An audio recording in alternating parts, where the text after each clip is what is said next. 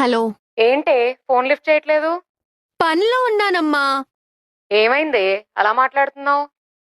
ఏమవుతుంది? ఏం కాలేదు. ఏమైనా జరిగిందా? ఏం జరుగుతుందమ్మా నువ్వు ప్రతిదానికి? నువ్వు నీ అనుమానం. అనుమానం కాదే. సర్లే, మీ ఆయన ఎలా ఉన్నాడు? బాగున్నాడు.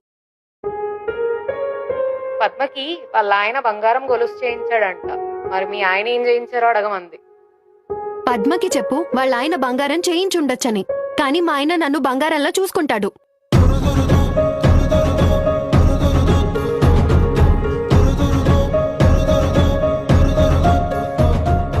ఇప్పుడు మా దగ్గర డబ్బులు లేవమ్మా.